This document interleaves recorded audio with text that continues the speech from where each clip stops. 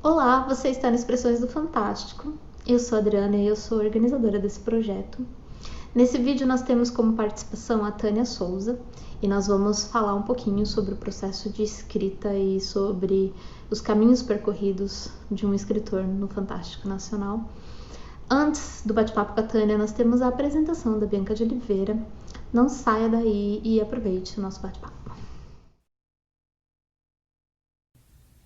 Vagava moribunda, passos tropegos entre velhas tumbas, a noiva da dor. Tendo por vestes farrapos, olhos azíagos e tristes traços, a noiva da dor. Pés descalços, rubros de lama e asco, em trêmulo carpir. Em cortejo obscuro, lamentos e murmúrios, penadas almas, temendo o porvir. Sentia rançosos remorsos, amarguras e agruras, em crucis via a noiva da dor. Ah, pesadelo insano! Em um lago profano, em uma noite maldita, eu bem vi a face da criatura sombria. Desde então vaga insana, persegue-me o terror, a face carcomida da noiva da dor. Na imundícia se refletia, o rosto que eu via era o meu, e a noiva da dor sou apenas eu. Bom, no vídeo de hoje a gente tem a participação da Tânia Souza, para quem não conhece, escritora maravilhosa do Mato Grosso do Sul. A gente vai falar um pouquinho de literatura fantástica, escrita e participação nesse meio do fantástico e como é ser escritora e, enfim, bate-papos e bate-papos. Eu vou falar a mesma coisa que eu falei para os outros participantes, que é a gente está batendo um papo, então não precisa ficar preocupado com o que vai dizer, nem como vai dizer, que aqui a gente só faltou a mesa do bar e a cerveja. Eu comentei isso com o Ramiro, que foi basicamente isso. Só faltou a mesa do bar e a cerveja para ser um bate-papo mais tranquilo. Mas estamos gravando. Eu quero muito agradecer a sua participação, Tânia, muito, muito, muito. Você sabe que eu tenho uma admiração muito grande e participar de coisas com você, para mim, é sempre muito prazeroso, é um prazer muito pessoal e eu gosto muito de te divulgar e de trazer você e é sempre um bate-papo que me inspira muito. Eu que quero agradecer o convite e é bom estar te encontrando, primeiro, mesmo que seja assim online. Estou feliz de ver sua carinha e contente por esse convite, por estar aqui falando de literatura e participar das Expressões do Fantástico 2, que eu acho que é um momento muito importante para a nossa literatura. E estou contente por estar aqui hoje. Muito obrigada. A Tânia já vai participar, na verdade, a Tânia vai acabar participando da minha pesquisa de doutorado por razões. Então, é sempre muito bom ter esse contato. Olha a responsabilidade, olha o medo. Não, tá tudo bem, não se preocupe. Bom, Tânia, diz um pouquinho pra gente como você começou a escrever e como o fantástico surgiu assim na sua escrita e na sua vida, para a gente saber de onde você vem e para onde estamos indo. Se eu soubesse. Bom, já que eu escrevo, vou tentar inventar um caminho. Bom, eu sou de Bela Vista, de Mato Grosso do Sul mesmo, e eu comecei a escrever, acho que a partir do momento que eu ouvia muitas histórias e lia muito. Então, começou a surgir uma vontade de também contar essas histórias. Eu lia poesia, lia contos e escutava os causos, e foi crescendo essa necessidade, essa vontade de também escrever. E escrevendo aquele processo, acho que é comum a vários adolescentes, escrevem em cadernos, em diários, e assim foi crescendo essa vontade de escrever, como eu disse, e até que eu encontrei um meio de compartilhar essas escritas através dos blogs, da internet, né? E aí não parei mais. Então, veio junto com a leitura, né? tanto de ouvir e ler histórias. E nasceu essa vontade de também escrever e contar essas histórias. E o fantástico... Eu ia perguntar isso, e o fantástico surgiu como na sua escrita? O fantástico, a literatura fantástica, ela é muito rica, principalmente pelas possibilidades imaginativas, digamos assim. E eu sempre tive um fascínio por esse universo. E o meu gosto vai bastante para o fantástico que tem um elemento sobrenatural, mesmo que não seja algo obrigatório, né, digamos assim. É o que eu gosto de ler, de escrever, e espantar os medos, sabe? Contar essas histórias que ajudassem a pensar sobre questionamentos, refletir sobre o que é real, o que não é, as possibilidades dentro dos caminhos da imaginação. E o primeiro contato que eu tive, como eu comentei antes, foi com o folclore, foi com os causos, e assim foi se ampliando pela leitura e somente por vontade de experimentar esses mundos imaginários, digamos assim. Você comentou que você começou a escrever através de blogs e através da internet, né? Assim, você começou a exponencialmente apresentar a sua escrita através da internet. E para quem não sabe, acho que muito do fantástico nacional, ele acaba sendo... A gente mantém contato através, assim, né, da internet. Eu e a Tânia mesmo, a gente se conheceu por meio do pessoal da Estronho, ou Twitter, do pessoal da Estronho, e aí alguém falou, não, mas tem a Tânia que também é do Mato Grosso do Sul, e aí um dia a gente descobriu que morava na mesma cidade e da mesma região, que a gente morava na região do Júlio de Castilho, para quem é de Campo Grande, daquela região. E foi muito pela internet, acho que levou uns 4 anos para a gente se ver pessoalmente, e a gente morava na mesma região da cidade. tanto que nos encontramos dentro de um ônibus. Imagine para quem, né, é de fora. E aí eu trago isso por uma questão de como que foi acompanhar esse movimento fantástico em loco, né? Porque você já escreve o fantástico já tem um bom tempo. Eu escrevo desde 2010, mais ou menos. Mas os autores do fantástico já são um pouco mais anteriores de 2010, eu acho. Tenho quase certeza. Então, como que é fazer parte desse movimento? Ser parte do movimento vivo, no caso, né? Eu nunca, assim, me considerei parte do movimento fantástico, mas realmente foi com a internet e trocando ideias com outros escritores, pensando em desafios literários, em antologias, em exercícios criativos. Então, realmente, existiu essa convivência, ainda que online, né? E a gente percebeu que poderíamos contar nossas histórias dentro do universo fantástico, né? E acho que foi gerando uma rede de leitores e redescoberta de textos que existe muito na literatura brasileira, mas eu acho que grande parte de nós não conhecíamos os autores clássicos do fantástico, né? E começar a discutir literatura fantástica também nos possibilitou revisitar a nossa literatura e descobrir quem eram os brasileiros, o que escreviam. Isso ainda tem muito material pela frente, né? E eu acho que estamos atingindo um momento muito bom da literatura fantástica que tende a crescer muito mais. O que você já publicou? Como você já publicou? Conta pra gente um pouquinho dessa experiência de publicação. Como eu disse, eu comecei escrevendo em blogs e eu conheci um grupo de escritores e nós começamos a nos reunir em um fórum, né? Criamos um fórum para fazer desafios literários, que era a Irmandade. E escrevíamos principalmente terror, né? E poesia sombria, poesia em tons góticos, produzíamos muito em desafios literários. Publicamos juntos alguns livros, né? Principalmente e-books, Contos Sombrios de Natal e um livro chamado A Irmandade mesmo.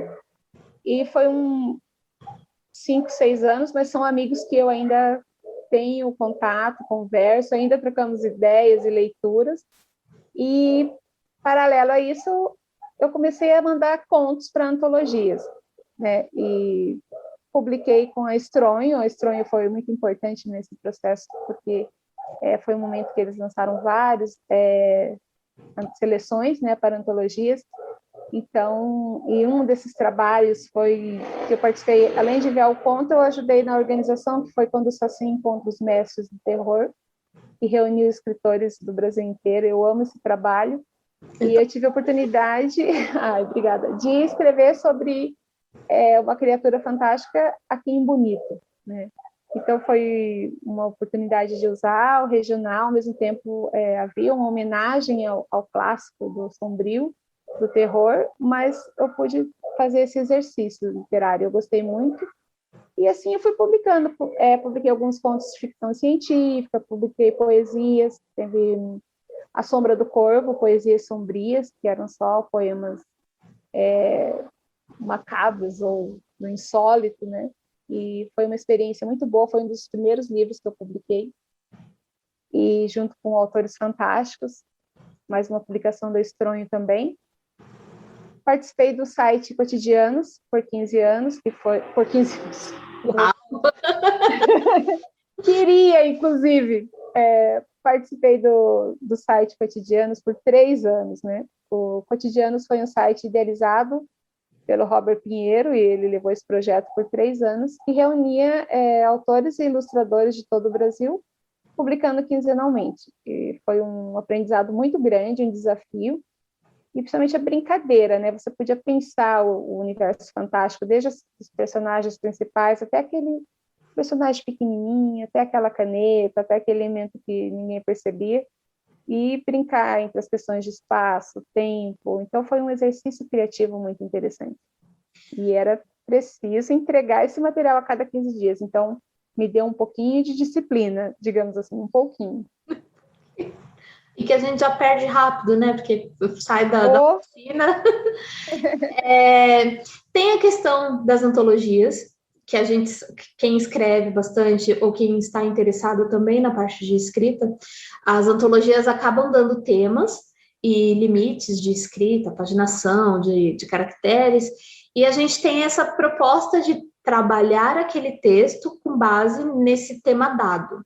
Mas também tem a relação da questão da escrita espontânea, né? Que é aquela que te deu a ideia e você vai trabalhar aquela ideia.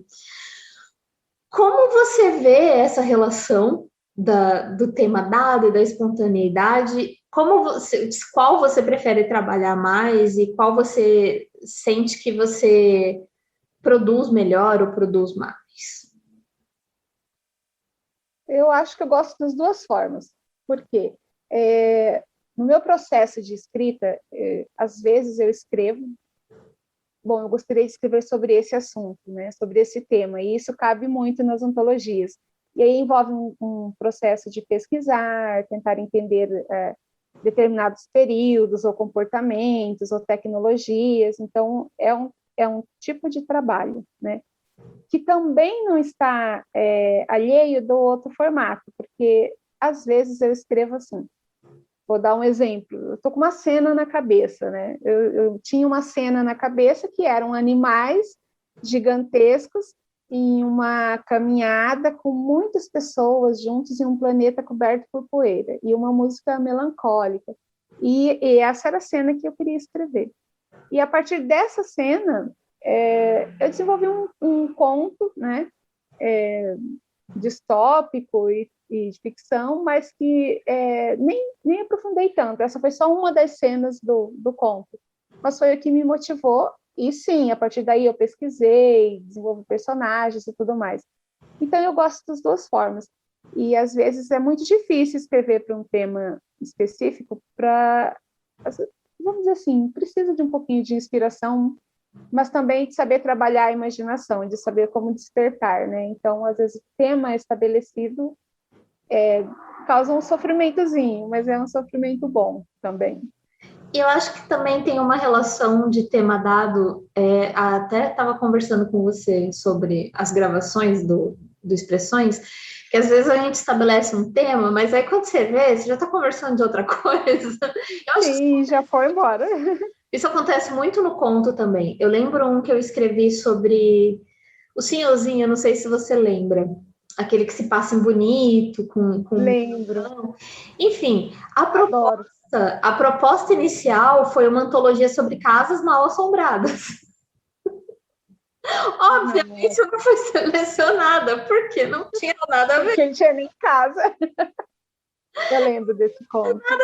Tinha o elemento da casa, tinha, porque fazia parte do contexto da história, mas assim, quando eu fui ver o conto, e o conto rendeu bastante, ele é um conto longo, mas já foi, até ele andou sozinho. A casa já... É.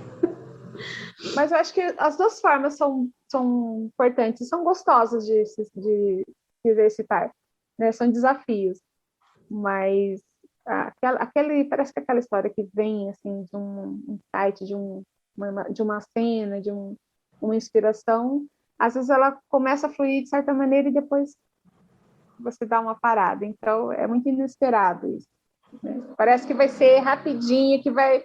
E aí, de repente, você fecha, não, deixa quieto isso por enquanto, porque não vai. E também, eu acho que isso acontece, eu não sei se acontece muito com você, mas acontece muito comigo, de a cena tá lá, eu precisar escrever a cena, eu só sossegar a hora que eu botar no papel a cena, escrevi, não tem absolutamente mais nada além daquela cena, guardo, deixo para lá, e aí eu vou revisitar esse texto depois de anos, às vezes eu nem lembro por quê, por que aquela inspiração, por que daquela cena, e acabo reformando, né? Não sei, acho que é um processo de escrita natural, mas não sei se acontece com todo mundo. Já aconteceu comigo de deixar... aliás, eu tenho textos guardados assim, que eu não sei que vai ser deles um dia, mas estão ali, né? Um dia a gente revisita todos eles e publica todos eles. Como você trabalha o fantástico nos seus textos e como você acaba definindo esse fantástico nos seus textos? Responsabilidade. O fantástico nos meus textos aparece assim, de uma necessidade de questionamento. Então, quando há uma ruptura entre aquilo que parece ser real, parece ser comum, e algum elemento externo, quando surge essa ruptura, eu acho que se dá ao fantástico. Só que muitas vezes os meus textos caminham para o realismo maravilhoso, né? E nem sempre fica a questão da incerteza, que é um dos elementos marcantes do fantástico. Então eu fico em dúvida nessa classificação, será que isso é fantástico ou não é? E eu gosto bastante de explorar o sobrenatural. Então, às vezes, o elemento externo ou o agente de confusão, digamos assim, ele simplesmente se estabelece na trama. Um dos meus contos, do Estranhas Delicadezas, por exemplo, havia uma menina que derramava o silêncio no olhar. Isso causava um estranhamento nas pessoas ao redor, nos personagens ao redor, mas não havia incerteza em relação a isso. Era um elemento estranho, né? Um elemento talvez químico, biológico ou mágico, mas que era aceito pelas pessoas, apesar de gerar questionamento e, inclusive, necessidade de combatê-lo. Em outros textos, principalmente em relação ao sobrenatural, já fica aquele grau de incerteza. Será que o personagem está vivendo isso ou não? Né? Eu tenho um conto de horror que se chama O Corredor, que há uma série de sonhos e alucinações ou imersões em outros universos, e você fica na incerteza se o personagem está vivenciando isso ou não. Então, são maneiras diferentes que aparece esse fantástico. Por isso que eu disse que muitas vezes eu prefiro o sobrenatural, né? Porque eu acho mais confortável para mim trabalhar o fantástico com o elemento sobrenatural. Eu ouvindo você falar assim, o que me veio na cabeça é que, e aí, de novo, eu volto para uma dificuldade minha por experiência, mas eu acho que dá também pano para manga para a gente conversar. Depois que eu comecei a estudar o fantástico, a minha escrita ficou travada, a minha escrita literária. Porque eu tentei justamente atender a essa demanda classificatória sabe? Tem que ter essa hesitação, né? Se a gente vai ler mais o Todorov, ou tem que ter um conflito se a gente vai ler, por exemplo, Roas. Então, assim, eu senti a minha escrita literária travada porque eu senti essa necessidade de atender. Eu acho que é muito isso, né? A gente começa a estudar a teoria, a gente acaba querendo atender essa coisa, né? Saber onde você se encaixa, digamos assim, né? Será que esse é o meu ponto? E eu ando um pouco tranquila com isso ultimamente, sabe? Eu gosto do elemento insólito, do elemento estranho, né? E o elemento sombrio. Então, eu gosto de explorar, ou surpreendente, inusitado. Então, simplesmente eu estou deixando o texto seguir nessa linha e estou tentando não tentar classificá-lo, né? Muito, porque eu passei por esse processo também. Quando eu comecei a pesquisar o que é realmente fantástico, não ocupado, né? Estou escrevendo, não estou, e a gente se perde um pouco, mas eu gosto de ler teoria, de pesquisar, de entender como se dá esse caminho e tudo mais, mas às vezes eu quero mesmo explorar aquela coisa estranha no texto, aquele elemento que as pessoas vai gerar um quê, né? Eu acho que esse é o termo, é o que vai gerar um quê entre os personagens e no ambiente, né? E é isso, né? Se é um personagem, se é uma questão de tempo, se é o espaço, né? E aí são as possibilidades. Você estava falando que você escreve em mais de um gênero, vamos por assim, não é só o fantástico, também tem o horror, também tem a ficção científica, tem o insólito, mas também tem as formas de escrita, né, que é a questão da prosa ou da poesia. Por exemplo, você publicou no A Sombra do Corvo, né? A Sombra do Corvo. E era poesia, né? Ele está aqui, ó. O primeiro livro que eu tive uma participação. Foi o primeiro? Sim, acho que foram 6 poemas. Acho que sim, não lembro agora. E foi muito, claro, né? Marcante. Foi a primeira antologia que eu participei como convidada. Né? Muito legal. Eu volto na questão da forma, porque isso também acaba entrando numa questão teórica, né? A gente sabe, por exemplo, que para o Todorov, se a poesia não é fantástica. E existe poesia fantástica, né? Existe o fantástico na poesia. Acho que existe fantástico na poesia. Acho que essa é uma possibilidade. Primeiro porque, em relação à academia, à teoria, não tem tanto desenvolvimento teórico de poesia fantástica. Existem pesquisas sobre isso, sim, mas não é tão a gente não encontra tantas referências assim, como, por exemplo, literatura fantástica agora, né? A gente já encontra mais referências. Então, eu queria que a gente discutisse um pouquinho sobre o fantástico na poesia. Ok.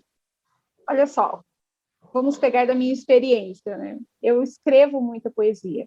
Eu escrevo haikai, eu escrevo poetrix, que são formas minimalistas, e muitas vezes eu escrevo haikais e poetrix com elementos sobrenaturais, com elementos do folclore, no caso do haikai, e eu escrevo poesias em gêneros diversos. Então, os temas são variados, e muitas vezes os temas sombrios, começou assim, né?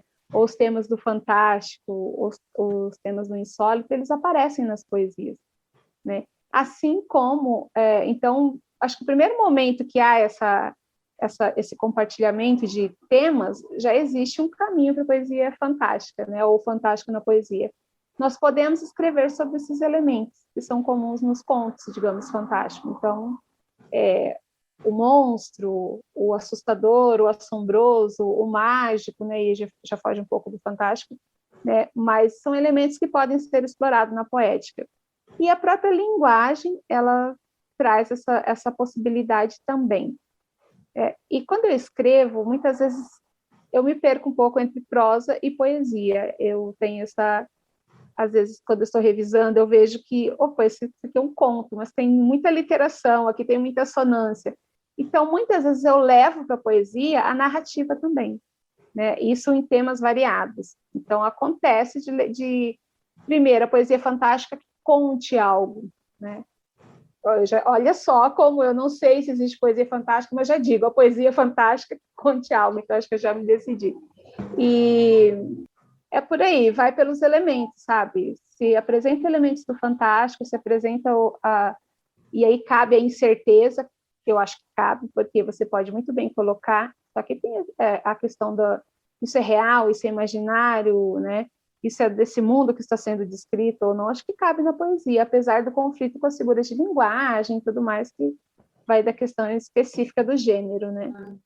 O que a gente pode discutir um pouquinho dessas coisas em comuns que a gente tem na prosa e que a gente encontra na poética é as apresentações que a gente pediu para Bianca de Oliveira fazer. Os textos que ela interpretou são meus, da Tânia e da Diana Platti, todas escritoras aqui do Mato Grosso do Sul, e aí eu pedi em específico para elas que fosse uma poesia fantástica ou algo próximo ao fantástico, né? No caso da Diana, que ela traz sobre a loucura, fica nessa de você não tem muita certeza se a loucura é loucura da doença mental ou se a loucura é como se fosse um ente sobrenatural que está ali espreitando. No caso do seu, que inclusive ela apresentou nesse vídeo, que é a Noiva da Dor, que tem a questão também do duplo, né, que a gente encontra na literatura fantástica, que é aquela coisa de um outro eu, né, de um outro ser, que também sou eu, enfim. E a gente consegue trazer essas discussões com base nessas poesias que a gente pediu para ela trazer para a gente, né? Esses elementos fantásticos que também estão tanto na prosa quanto na poética. Aí eu queria que você comentasse um pouquinho. Bom, A Noiva da Dor é um poema que eu escrevi há muito tempo, né? E eu gosto bastante porque, de maneira básica, como vou comentar, alguém vivenciando uma experiência, trazendo emoções, sentimentos, e de repente, frente ao espelho, essa pessoa percebe que aquele elemento de quem ela estava falando é ela mesma. Então, há esse encontro, há a presença do espelho, né? E se isso estabelece ou não o fantástico, não sei dizer. É mais também pela ambientação gótica, né? O ambiente macabro, o sentimento de angústia. São esses os elementos. Falando ainda um pouquinho sobre processo de escrita e formas e cores, enfim. Você acha que tem algo muito particular no fantástico daqui com relação ao fantástico de outras regiões? Assim, você consegue identificar um fantástico sul-mato-grossense? Ainda não. Eu espero identificar algumas características, mas, na verdade, quando falamos em fantástico sul-mato-grossense, eu tenho vontade de conhecer mais escritores aqui de Mato Grosso do Sul. Eu estou descobrindo que tem bastante escritores na área, mas a gente tem pouco contato, né? E mais que um estilo, né, de escrita, uma forma peculiar, eu tenho vontade de ter contato, de fortalecer a nossa cena literária e para justamente pensar o que é o fantástico. E sim, tem as questões que são específicas, né? Você traz um pouco dessa vivência do regional, daquilo que é local, acaba muitas vezes surgindo, mas por enquanto não consegui identificar algo específico da nossa região. Eu até citei em outros vídeos com outros participantes desse podcast do Curta Ficção sobre literatura do Centro-Oeste, né?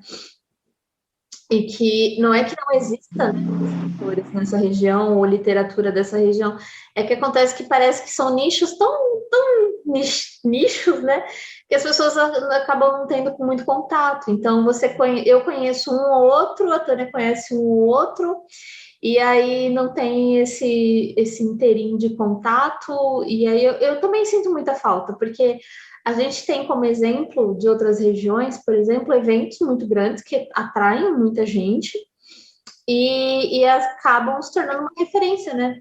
por exemplo, logo no começo que eu comecei a acompanhar o Fantástico Nacional, os eventos da Biblioteca Viriato Correia, em São Paulo, sempre tinha, e eram sempre, assim, muitos escritores envolvidos. E aí dá aquela vontadinha de ter uma versão dessa, né, local, assim. Nem sempre é possível para a gente estar nesses eventos, né? Você vê os eventos acontecendo. Sim. Acho que tinha um evento muito bacana em Pernambuco, eu não me lembro agora. Enfim, eu sei que você via vários eventos acontecendo e, né, nem sempre estão acessíveis para a gente, né? Tem também a Odisseia de Literatura Fantástica de Porto Alegre, que mora no coração. Consegui só em uma, mas assim, esse ano, inclusive, ano passado, a Odisseia foi online. Então, procurando o canal para quem quiser saber, procurando o canal da Odisseia de Literatura Fantástica, tem os vídeos lá, as apresentações, enfim. Mas falta um pouquinho, né, aqui também esses eventos unificadores, assim. E aí entra uma outra questão que a gente já conversou, que é sobre a nossa posição, né, que a gente acaba ficando um pouco relegado na margem, assim, dos acontecimentos dos eixos. E tanto quanto para publicação também, né, eu acho que acaba acontecendo isso, que a gente fica meio preso de uma certa forma, não é preso restrito, mas a gente fica meio fora mesmo desse eixo, né? Você tem que dar uma garimpada de participação e às vezes você tem até que batalhar um lugar no sol. Porque o sol bate embaixo da árvore, né? Bate embaixo do IP. Eu acho que a tendência é que a gente estabeleça esses laços.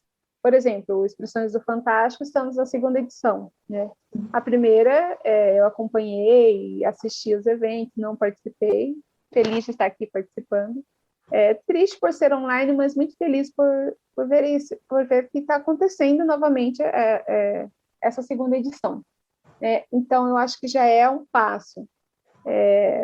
Vem aí uma revista de literatura fantástica surgindo aqui em Mato Grosso do Sul, não posso falar muito por enquanto, mas acho que vai ser muito bacana. O ano passado teve o pessoal de Dourados que fez a mostra, está no YouTube ainda, né? Sim. E eu assisti, foi muito bacana, e foi vamos dizer assim, a possibilidade de reunir vários profissionais que não poderiam talvez estar presencialmente. Então, eu acho que essas discussões e a possibilidade de publicar, questões de revistas e tudo mais, elas permitem, né, que a gente possa uma ação, talvez, em direção a esse encontro, né?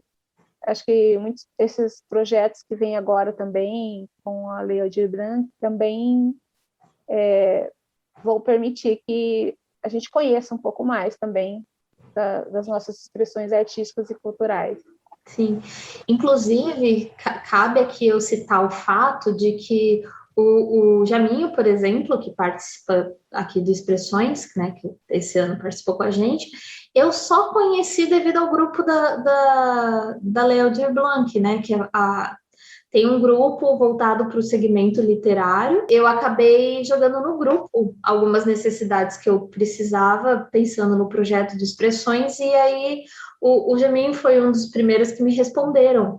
E é incrível, porque ele já publica há muitos anos e eu não conhecia ele, né? E ele publica fantástico. E assim, se não fosse esse fator desse grupo, provavelmente eu não teria conhecido tão cedo. Talvez sim, porque eu vou precisar garimpar essas informações, mas falta um pouquinho de a gente comunicar. Parece que a gente sofre de um esquecimento, né? O fantástico, no caso. E eu falo fantástico, mas falo também ficção científica, falo de ficção insólita, porque, por exemplo, nós temos outros escritores de terror, de horror. O Ramiro mesmo escreve horror, sabe? E às vezes a gente não tem essa noção. Ou a gente conhece um trabalho, mas não conhece o outro, né? E a gente carece, a gente tem esse esquecimento, né? A gente acaba deixando passar, porque ou não é aquilo que a gente conhece, por exemplo, qual é a primeira coisa que vem na sua cabeça quando você fala literatura sul-mato-grossense? né? E que atire Manuel de Barros. pedra quem não pensar em Manuel de Barros. Não é mesmo? Inclusive, ele tem um poema, Tire uma Pedra. Tirando uma pedra na casa da namorada. Ou algo assim. Então, assim, a gente acaba sofrendo de um certo...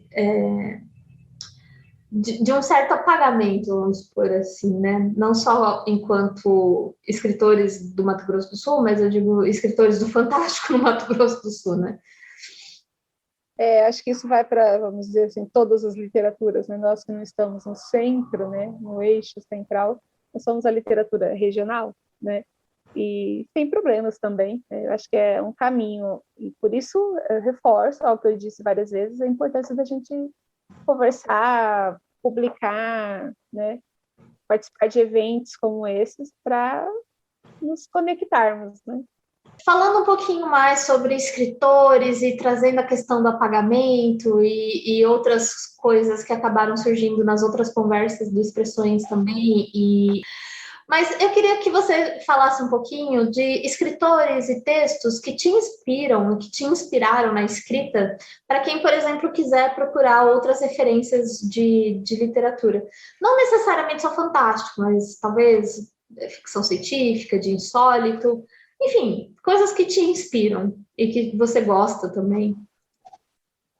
Eu preciso dizer que me inspiram de uma forma que me causam deslumbramento, né? Nem sempre me inspiram a escrever, mas são textos que me deslumbram. Os textos do Guimarães Rosa, principalmente os contos de Sagarana, que tem um pouquinho do aspecto regional, mas são contos maravilhosos. Cada vez que eu leio um dos contos de Guimarães Rosa, eu fico imersa ali naquele universo. As poesias de Álvares de Azevedo, né? Não tem como não se apaixonar, e eu me apaixonei na escola por Álvares de Azevedo. Então são poemas do ultrarromantismo, né, brasileiro, e principalmente poemas sombrios, né, góticos, e trazem esses elementos macabros, digamos assim. E a poesia de Manuel de Barros, que sim, eu adoro, e tem um pouco de um fantástico diferente, digamos assim. Ele traz algumas coisas específicas dentro do universo do Pantanal, como as metamorfoses, a menina que engravidou de um gavião, são elementos que me divertem muito quando eu descubro na poética dele. Enfim, deixe-me pensar, quem mais? Autores do nosso fantástico contemporâneo, que pode ser conhecidos também.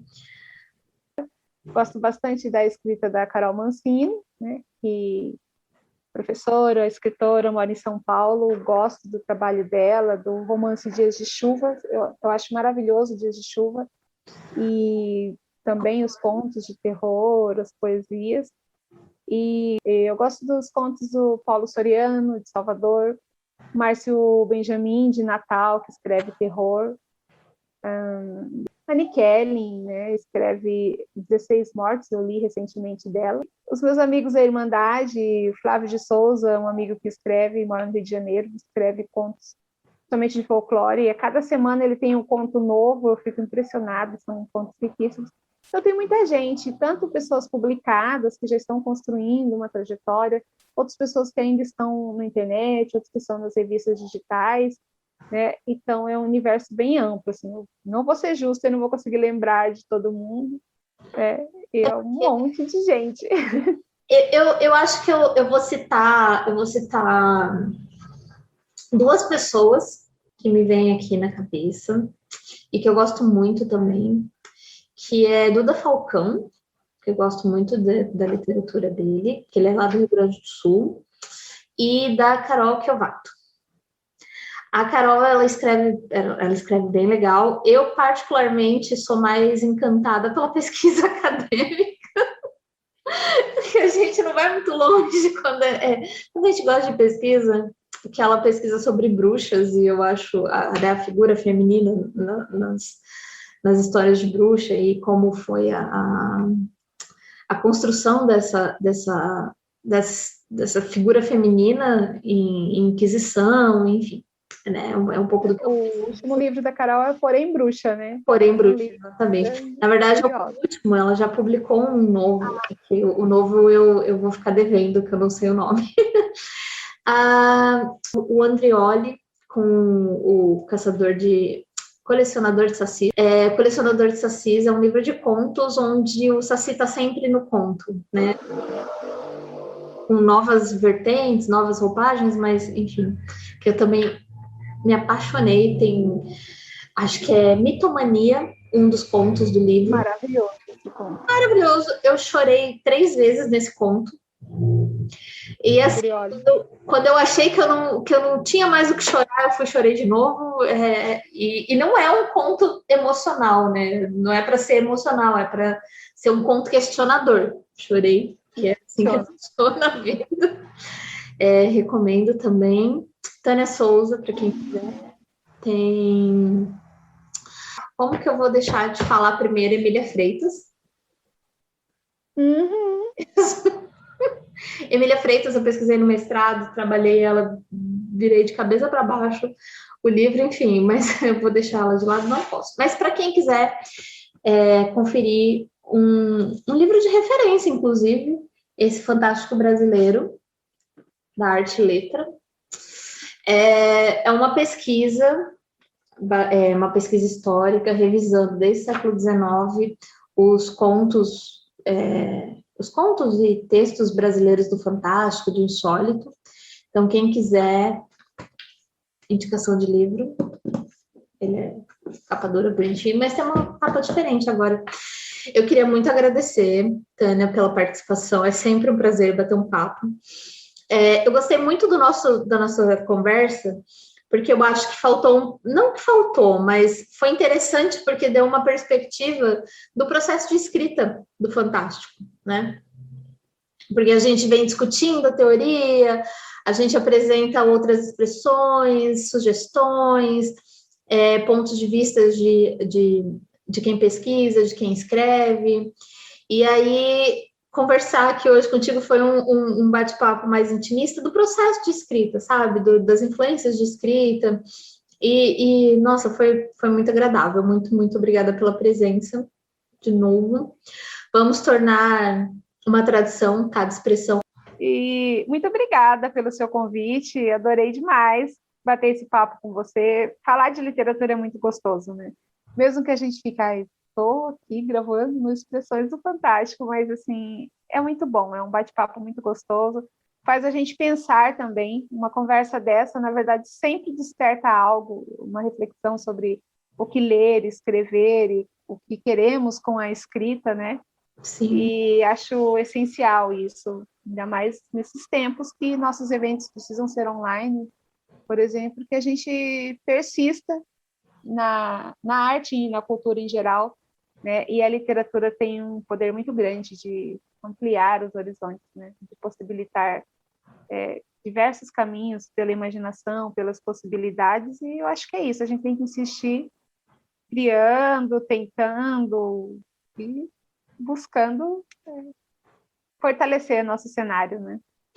Acho que o Fantástico, em especial, ele permite, óbvio que toda a literatura em si, ela permite a expressão do que quer que seja, mas eu acho que o Fantástico, ele permite uma liberdade do não dito muito grande, né? Porque não necessariamente precisa existir na realidade para você falar sobre, né? E às vezes esse não conhecido, não dito, não reconhecido, no Fantástico ele tem um espaço diferenciado, né? Assim, defendendo o Fantástico, vendendo o Fantástico para todo mundo que quiser comprar. Venha para o mundo do Fantástico. Mas é isso mesmo, né? É o não dito, é o sugerido, é o inesperado. Né? E no tempo de hoje, a gente precisa tanto do não sugerido bom, quanto do não sugerido meio de expressão, né? No começo da fala, você falou sobre escrever para sanar alguns medos. Eu acho que nesse momento que a gente está vivendo, talvez sanar alguns medos através da escrita seja catártico, né? No sentido de pôr para fora mesmo. mas também pela leitura, né? É sempre um processo muito interessante ler e se sentir mais aliviado um pouco. Ou pelo menos não se sentir sozinho no mundo, e isso é importante também. Me fizeram essa pergunta esses dias, por que eu comecei a escrever? E uma das coisas que eu pensei foi que a escrita me possibilitou não ficar tão sozinha. Ou talvez aprender a conviver com a minha solidão, né? As possibilidades da escrita, da literatura. E a leitura oferece isso, né? Então é isso, vamos ler, escrever, divulgar nossos escritores. Bom, e embora. Tânia, obrigada de novo, muito, muito obrigada. Para quem quiser te encontrar nas redes sociais, você... Tânia Souza, Instagram, Facebook. Você tem projeto ainda de blog ativo, não tem? Eu tenho uns blogs ainda por aí, perdidos. Tânia Souza tem um blog de haikais e poetrix, poesia minimalista. Tenho Coisas de Cá, que são contos, crônicas, e lá tem muitos contos de terror, de horror. Tem as edições da revista Zumbido, que eu participei por um tempo, como uma das editoras. E tô aí, né? Só me procurar, dar um oi no Instagram, no Facebook, por enquanto. E a gente se encontra nas redes sociais. Bom, é isso, gente. Assistam os outros vídeos também. Fiquem à vontade para comentar, compartilhar, dividir com a gente também as suas leituras e dicas. E é isso. Até a próxima. Até!